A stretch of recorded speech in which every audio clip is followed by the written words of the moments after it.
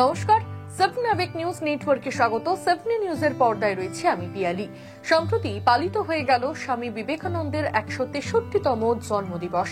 আর সেই উপলক্ষে সোদপুর অমরাবতী এলাকার কিছু শুভবুদ্ধি সম্পন্ন ফুটবল প্রেমী মানুষ আয়োজন করেছিলেন এমন এক অনুষ্ঠানের, যেখানে হাজির ছিলেন স্বপন সেনগুপ্ত, মিহির বসু, ভাস্কর গাঙ্গুলি, অমিতাভ দত্তের মতো দিকপাল প্রাক্তন ফুটবলারেরা। প্রদীপ জ্বালিয়ে অনুষ্ঠানের নান্দিমুখে হাজির ছিলেন পানিহাটি পৌরসভার প্রধান মলয় রায় সহ বাংলার সর্বকালীন সেরা প্রাক্তন ফুটবলারেরা এবং উদ্যোক্তারা। আর এই উদ্বোধনী অনুষ্ঠানের পরেই স্বামীজির গীতাপাঠ অপেক্ষা ফুটবল খেলিলে তোমরা স্বর্গের আরো নিকটবর্তী হইবে, এই বাণী নিয়ে এক আলোচনা সভার আয়োজন করা হয়েছিল। আর সেই আলোচনায় উঠে এলো শুধুই আক্ষেপ, কারণ একসময় ভারতীয় ফুটবল মানেই ছিল বাঙালি ফুটবলারদের দাপট। পিকে, চুনি, বদ্রু থেকে শুরু করে সুরজিৎ, সুব্রত, পরিমল, ভাস্কর, এমন হাজার হাজার নাম উচ্চারণ করা যায়, যারা শুধু ইস্টবেঙ্গল, মোহনবাগান, মোহামেডান মাঠ কাঁপিয়েছেন সর্বভারতীয় ও বিশ্ব ফুটবলের অঙ্গন।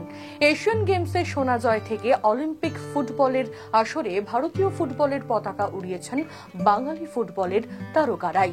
কিন্তু আজ বাংলার ক্লাবগুলি থেকে উধাও বাঙালি ফুটবলারেরা। আর সে বিষয়ে উদ্বিগ্ন প্রাক্তন ফুটবলার অমিতাভ দত্ত। সেটা হচ্ছে, আমি এই মুহূর্তে বসে বলতে পারি আমাদের 24 পরগনা আমাদের এই বেল্টে থেকে একটা তো বটে, দুখানা ইন্ডিয়া টিম হতে পারতো শুধু বাঙালি ছেলেদের নিয়ে। আমি কয়েকটা নাম বলছি, দুটো ইন্ডিয়ার দুটো স্টপার, সুব্রত ভট্টাচার্য, মনোরঞ্জন ভট্টাচার্য আমাদের, স্বপন সেনগুপ্ত, অলোক মুখার্জি, প্রশান্ত মিত্র, অশোক ব্যানার্জি, শিশির গোদস্তিদার, কত নাম বলবো।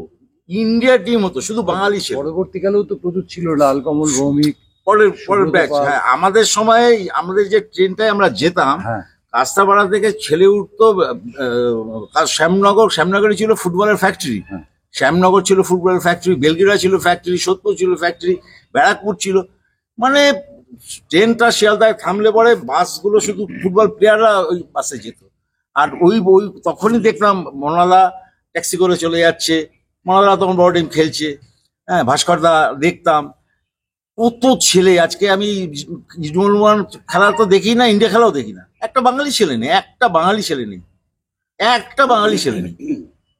80-90-এর দশক যার পায়ের জাদুতে আচ্ছন্ন হয়ে থাকতো ভারতীয় ফুটবল, সেই মিহির বসের আক্ষেপ। কিন্তু বিবেকানন্দ যেটা বলতেন যে খেলাধুলোটা মাঠে বা শরীর চর্চা করা, গীতাপাঠ করাচ্ছে অনেক ভালো, সেই সত্যটা তো ভারতবর্ষের বহু লোক সেটাকে এখনো পর্যন্ত মানে এবং আগামী প্রজন্ম মেনে চলবে, এটাই আমরা আশা করি। তো সেইটাকে অনুসরণ করে আমরা খেলাধুলোর জগতে চাই যে আগামী দিনে আগামী প্রজন্ম আমাদের দেখে বড় হোক, বা ও যে কথাগুলো বলছিল এই কথাগুলো ওরা একসময় গল্প করতে পারে, কিন্তু আমাদের পরবর্তী প্রজন্ম আর গল্প করবে কিনা জানি না, কারণ সেই ধরনের মেয়েদের আমরা দেখছি না উঠে আসছে। এটা খুব খারাপ লক্ষণ।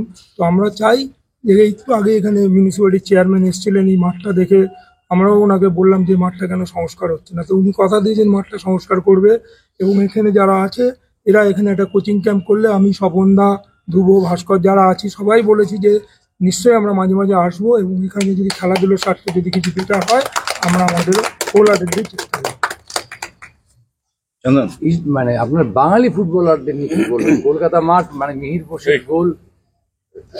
দুর্ভাগ্য এটাই যে যখন ফুটবলে টাকা এলো তখন বাঙালিরা ফুটবল খেলে না, এটা আমাদের একটা অবক্ষয়। এবং এই অবক্ষয় ওই একটা ছেলে একটা মেয়ে সব ইঞ্জিনিয়ার, নয়তো কেউ ডাক্তার, এর পেছনে দৌড়াচ্ছে। কিন্তু ফুটবল খেললে 5 বছর যদি একটা কোনো ভালো প্লেয়ার ভালো লেভেলে ফুটবল খেলে, তার তো সে লাইফ তো করবেই, তার পরবর্তী প্রজন্মও কিন্তু করে যায়। এই মানসিকতাটা কিন্তু আমরা এখনো আমাদের পরবর্তী প্রজন্মের মধ্যে ঢোকাতে পারিনি।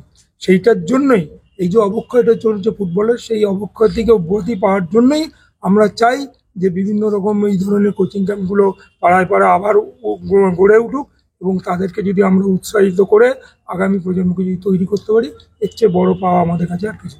তবে বাংলার ফুটবলের হাল নিয়ে বিস্ফোরক মন্তব্য করলেন ভারতীয় ফুটবলের নক্ষত্র স্বপন সেনগুপ্ত।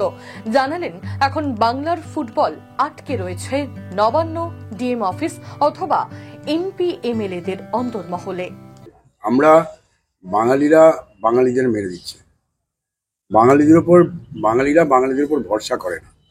আজকে ইজমল ক্লাবে যে চালাচ্ছে বাঙালি অফিসিয়ালরা, তারা কিন্তু বাঙালিদের ছেলেদেরকে কখনো বিশ্বাস করে না। আমি একটা অনুষ্ঠানে গেছিলাম পরিতোষ চক্রবর্তী একটা বই উদ্বোধন করতে। তো সেখানে আমি ওদের যে সর্বা নিতুর সাথে কথা বলছিলাম। প্রথম কথা হলো যে আমি বলছিলাম একটা কথা, যে প্যাস ক্লাবের সাথে 27শে সেপ্টেম্বর 1970 সালে যখন আমরা আইপি শিল্ডে প্যাস ক্লাবকে হারালাম, তখন ইস্টবেঙ্গল ক্লাব ঊর্ধ্বগমনে। তার শুক্রবার খেলা হয়েছিল, শনিবার রেস্ট, রোববার একটা প্র্যাকটিস ছিল, সোমবার দিন ছিল রাজস্থানের সাথে লিগের ম্যাচ। আমরা লিগ থেকে মোহনবাগানের সাথে এক পয়েন্ট এগিয়ে ছিলাম মোহনবাগানের সাথে। আমি যদি রাজস্থান ম্যাচটা জিতে যাই, তাহলে পরবর্তীকালে মোহনবাগান ম্যাচ ছিল, মোহনবাগান ম্যাচটার খেলা না খেলার মতোই ছিল। কিন্তু রাজস্থান ম্যাচটা আমরা ড্র করি।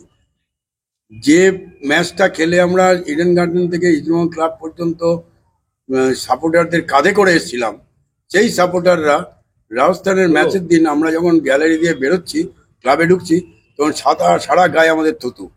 এইটা ছিল ফুটবল। এই ফুটবল যদি জাগ্রত না হয়, হবে না।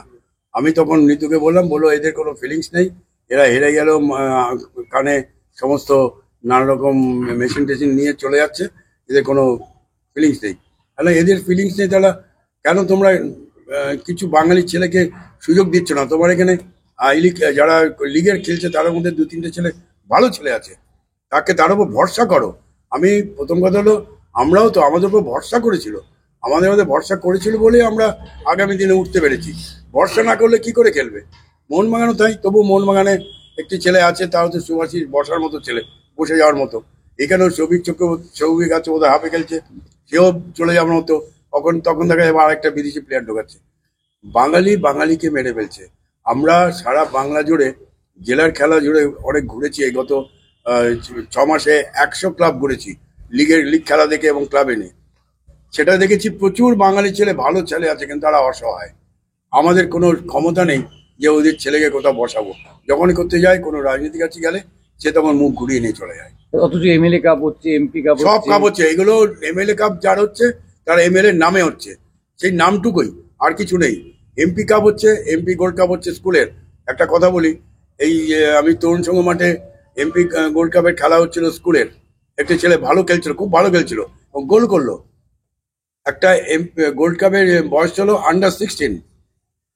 আমি আর রঞ্জিত এরা সব বসে আছি পাশে। হঠাৎ একটি বাচ্চা মেয়ে, খেলা শেষ হয়ে গেছে, যে গোল করেছে সে বেরিয়ে আসে, তাকে আমরা ম্যান অফ দ্য ম্যাচ দিচ্ছি, যে গোল করেছে বেরিয়ে আসছে। মেয়েটা এসে বলছে, বাবা তুমি খুব ভালো গোল করেছো। তাহলে আমরা কোথায় যাব? কি বুঝবো আমরা? একটা স্কুলের ছেলে আন্ডার 16, তাকে বলছে বাবা, তার স্কুলের ছেলেই না, তার থেকে বাইরে থেকে নিয়ে এসছে।